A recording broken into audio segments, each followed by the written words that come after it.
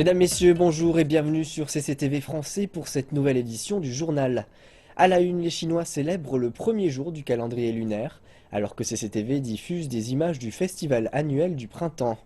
À Beijing, une grande foire s'est tenue au temple de Changdian à l'occasion du Nouvel An. Elle a attiré des dizaines de milliers de personnes pour ses coutumes folkloriques telles que les vœux que l'on affiche aux portes ou aux fenêtres au Nouvel An, les théâtres d'ombre, le découpage de papier et les dialogues comiques chinois. Dans le nord du Hebei, la ville de Qinhuangda, 100 rois singes ont accueilli l'année du singe en dansant. Dans la ville ancienne de Zhongshan, les habitants offraient des friandises faites maison, comme le traditionnel gâteau de riz gluant.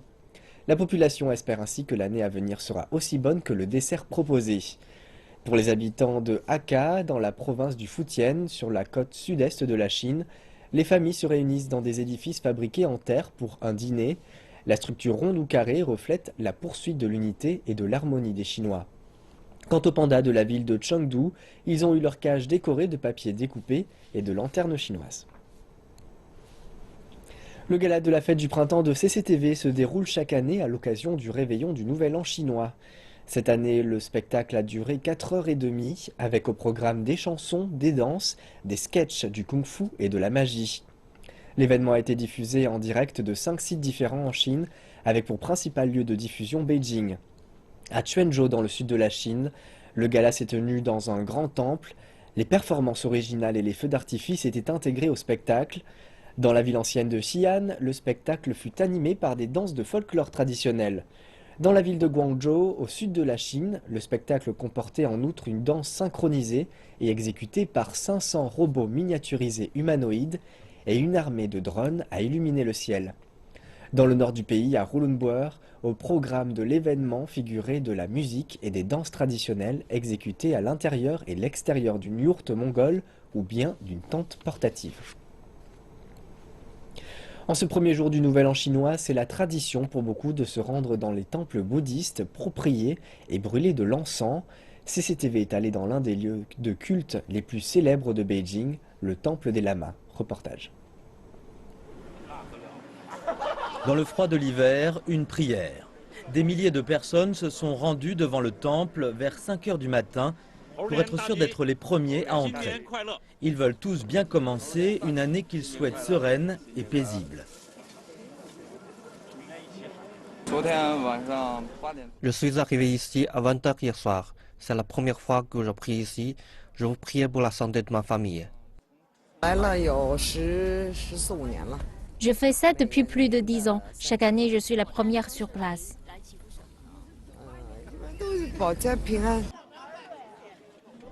De l'encens est distribué gratuitement à l'entrée qui sert à être brûlé lors des prières. Les premiers entrés dans le temple sont ravis. Ils ont attendu toute la nuit, mais leur patience a été récompensée. Telle est l'attirance qu'exerce le temple des lamas sur les fidèles en ce jour du Nouvel An chinois. Il attire même des visiteurs venus de très loin. Ces gens viennent de Russie. Les Chinois brûlent de l'encens et prient ici. Nous aussi.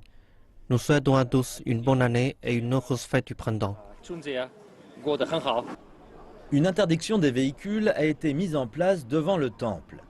Les visiteurs sont guidés à l'intérieur et la consigne est de ne jamais marcher à contre-courant de la foule. Mais rien ne semble ternir l'enthousiasme de ces dizaines de milliers de personnes venues tout spécialement pour cette occasion unique. La fête du printemps est un moment durant lequel les familles se réunissent, tout spécialement pour les travailleurs migrants qui se trouvent à des milliers de kilomètres de leur ville natale. Mais cette année, nombre d'entre eux restent travailler pour assurer les services urbains et permettre que les villes continuent de fonctionner correctement. C'est la période de l'année la plus active pour le livreur Chun Liu et pour ses collègues. Ils travaillent dans un point de distribution d'une boutique sur internet à Shanghai et ils sont très occupés car les commandes sont montées en flèche pour la fête du printemps. En temps normal, je livre environ 60 commandes par jour. En ce moment, c'est plus de 100 par jour. Il faut parfois faire des heures supplémentaires.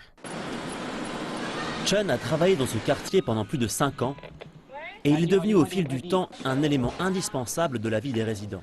Ce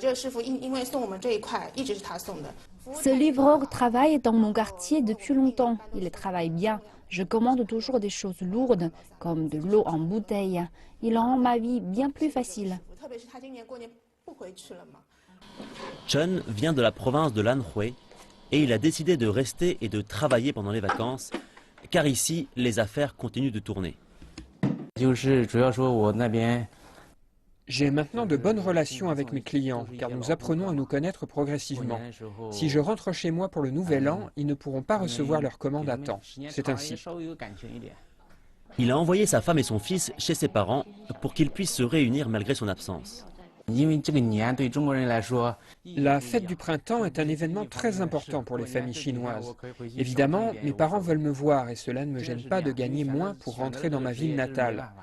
Mais j'ai choisi de travailler dans les services et mes clients ainsi que mon entreprise ont besoin de moi. De nombreuses villes chinoises se reposent grandement sur les travailleurs migrants.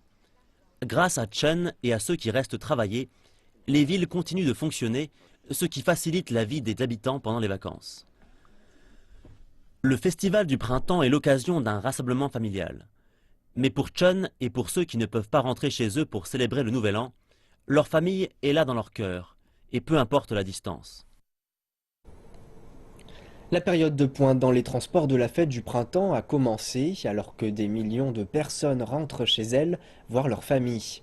Cette année, une nouvelle tendance est en train d'émerger. Certains parents vont rendre visite à leurs enfants qui travaillent dans les grandes villes plutôt que de les recevoir chez eux. Wei Banhu est un ouvrier retraité qui vit à Nanjing. D'habitude, ses deux enfants reviennent à Nanjing pour le Nouvel An chinois. Mais cette année, M. Wei est venu à Shanghai parce qu'il pense que c'est plus pratique. La raison principale, c'est que c'est beaucoup plus facile d'acheter un billet de train de Nanjing à Shanghai que l'inverse. Puisque mes deux enfants sont à Shanghai, c'est plus pratique de venir les visiter ici. Pour mieux faire face aux besoins des gens comme M. Wei qui veulent éviter la cohue de la fête du printemps et qui veulent quand même célébrer avec leurs enfants dans les grandes villes, les responsables des chemins de fer de Xi'an ont ajouté 34 trains cette année pour les destinations comme Beijing, Shanghai et Guangzhou. Quelques compagnies aériennes offrent même des billets à rabais pour ses passagers. Par exemple, des allées simples au départ de quelques plus petites villes vers Guangzhou peuvent maintenant coûter seulement environ 300 yuan, c'est-à-dire de 60 à 80% moins cher que d'habitude. Depuis cette année, le nombre de réservations des billets au départ de villes de deuxième et troisième tiers ont augmenté d'environ 40%.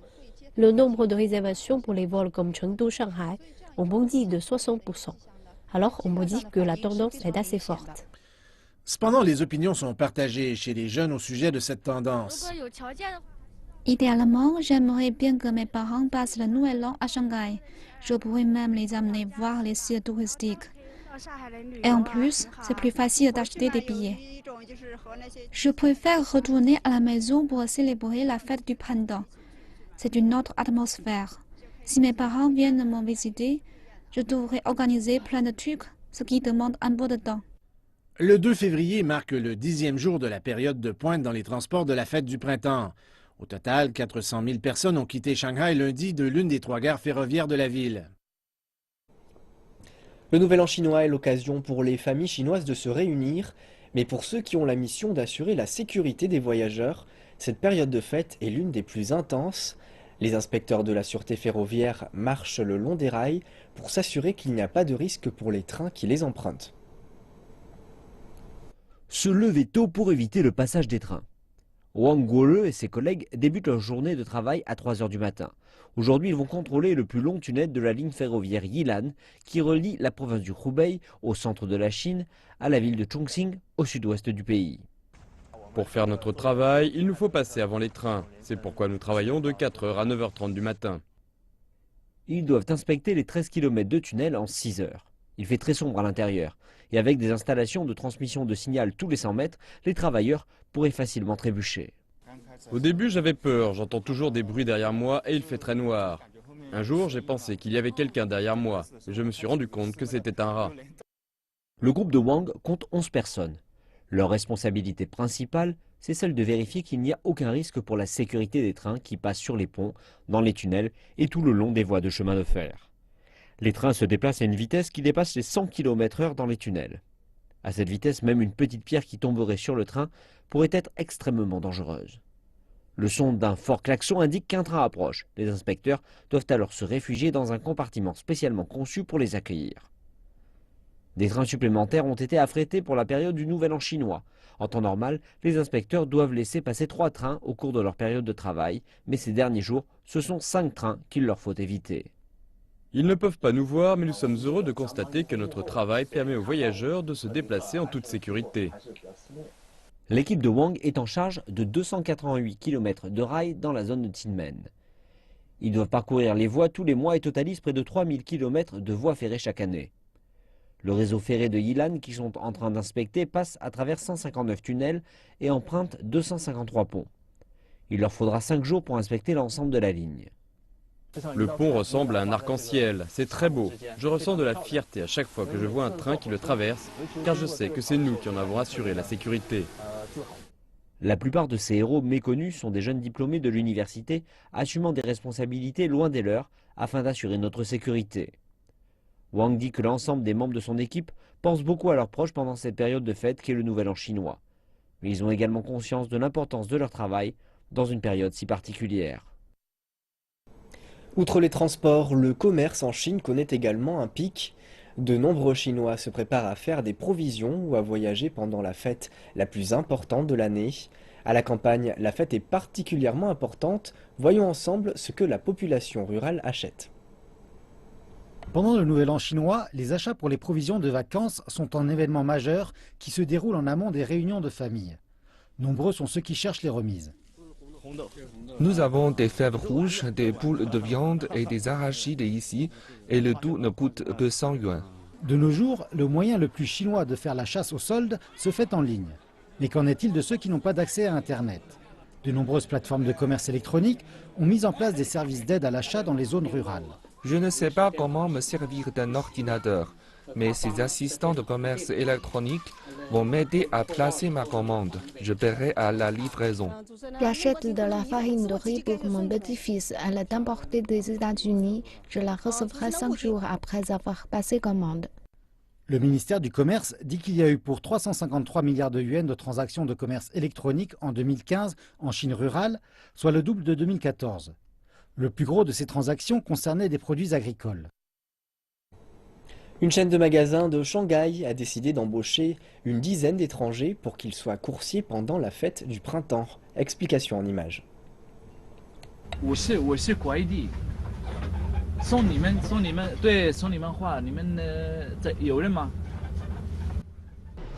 Sam Morcock a un nouveau job qu'il a commencé ce mois-ci. C'est un coursier. Il vient du Maroc et a étudié l'économie à l'université Tongji pendant presque 5 années. Mais pour la fête du printemps, il est coursier à mi-temps. Il dit que cela lui permettra de mieux connaître la ville de Shanghai.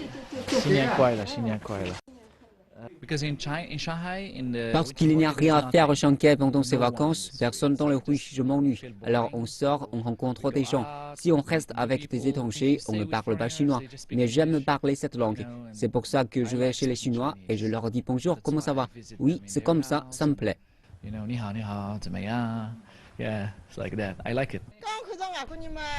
Quand je l'ai vu, j'ai pensé qu'il se trompait d'adresse. Mais quand j'ai aperçu la boudre de lait, j'ai compris que c'était pour moi.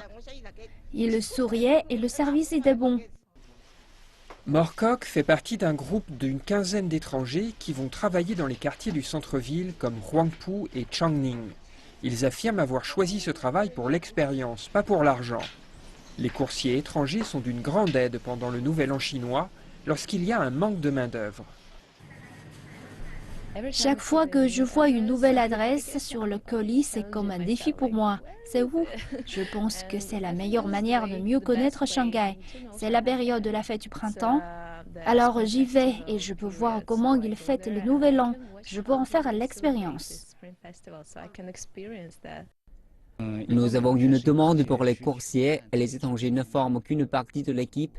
Pendant la fête du printemps, la plupart des livraisons sont faites par nos coursiers locaux. Nous en avons plus de 300. Les responsables indiquent que les quelques jours qui précèdent le Nouvel An chinois seront les plus chargés. Un coursier local doit livrer quelques 80 colis par jour. Les coursiers étrangers, eux, doivent en livrer 15 par jour. Les très nombreux visiteurs chinois au Japon représentent une manne pour l'économie locale, notamment en cette période du Nouvel An chinois. Reportage. Le Japon a connu un nombre record de touristes en 2015 avec 19,73 millions de visiteurs, une augmentation de 47,3% par rapport à l'année précédente. Le Japon se rapproche ainsi de son objectif déclaré de 20 millions de touristes étrangers d'ici 2020. Cette augmentation rapide a beaucoup profité à l'économie locale. Les touristes ont dépensé là-bas 3 480 milliards de yens en 2015, faisant du secteur l'équivalent du secteur des exportations de pièces détachées d'automobiles. Les milieux d'affaires ont fait preuve d'agressivité pour attirer les étrangers avec différentes campagnes publicitaires, particulièrement dirigées vers les Chinois qui représentent 40% des dépenses des touristes. Nous avons observé une augmentation du nombre de touristes étrangers ces 2 dernières années. Nous étions préparés pour un afflux de visiteurs, mais l'augmentation a été plus rapide que nous le pensions. Et nous espérons que nous aurons assez pour satisfaire une telle croissance. Beaucoup a été fait pour charmer les candidats au voyage. Du personnel bilingue est dans les rues pour aider les touristes perdus. Les magasins les plus populaires pour les produits cosmétiques trouvent dans le quartier de Omotesando. Les produits japonais sont populaires auprès des Chinois, d'autant que les magasins se sont mis à l'heure du Nouvel An chinois. Les visiteurs veulent aussi acheter du saké pour offrir ou pour un moment de détente entre 2 sessions de magasinage. Le Fashion Building dans le centre de Harajuku présente les dernières tendances de la mode japonaise. De nombreux magasins rapportent une augmentation de 10% pour des ventes. Dans un autre quartier populaire, Shibuya, célèbre pour son passage piéton, les clients chinois paient avec la fonction chèque. Plus de 900 magasins participent à cette campagne dans l'espoir d'augmenter les ventes auprès des Chinois. Les touristes chinois dépensent plus du double de ce que dépensent les autres. Les grands magasins et les restaurants tentent donc de s'adapter à leur clientèle chinoise pour en tirer parti au mieux. Les agences de voyage japonaises attendent une augmentation de 19% de touristes en 2016 et les Chinois sont toujours de plus en plus nombreux à faire le voyage. Les experts disent que le tourisme a de très beaux jours devant lui. Les touristes chinois se rendant en Corée du Sud achètent moins de produits de luxe. Ils préfèrent s'offrir des produits moins chers de marques coréennes. D'après les analystes, cette nouvelle tendance s'explique par des voyageurs plus jeunes, indépendants et qui constituent la majorité des touristes. Les touristes chinois sont attirés par la nouvelle vague de la culture coréenne, des feuilletons à la musique K-pop, à la gastronomie et à la mode. Les jeunes voyageurs chinois, plus attentifs au prix, cherchent à vivre des expériences plus authentiques et moins coûteuses en Corée du Sud. L'année dernière, les boutiques hors taxes situées au centre-ville de Séoul et les marques locales ont enregistré un grand succès, ainsi devançant les plus grandes marques de luxe au monde. J'ai utilisé mon téléphone portable pour trouver les produits que j'achèterais en Corée du Sud. Et cela est très pratique. Beaucoup de Chinoises adorent les produits coréens parce qu'ils sont mignons et moins chers. Les touristes chinois qui visitent la Corée du Sud sont de plus en plus jeunes. Selon les statistiques de l'Institut de la culture et du tourisme géré par le gouvernement sud-coréen, l'année dernière, les voyageurs dans leur vingtaine et trentaine représentaient 46,1% des touristes chinois voyageurs en Corée du Sud, alors qu'en 2013, il n'y était que 40,9%. On peut acheter ces grandes marques n'importe où. Et de plus, c'est financièrement plus avantageux d'acheter ces marques dans d'autres pays qu'en Corée du Sud où les prix sont plus élevés. Je pense que maintenant que nous sommes ici, nous devrions acheter des produits locaux. Plusieurs marques locales offrent des produits de bonne qualité. En Corée du Sud se trouve le plus grand marché hors taxe du monde. Le gouvernement sud-coréen prévoit un nombre record de 8 millions de touristes chinois cette année. Et c'est la fin du journal. Merci pour votre attention et bonne suite de programme sur CCTV Français.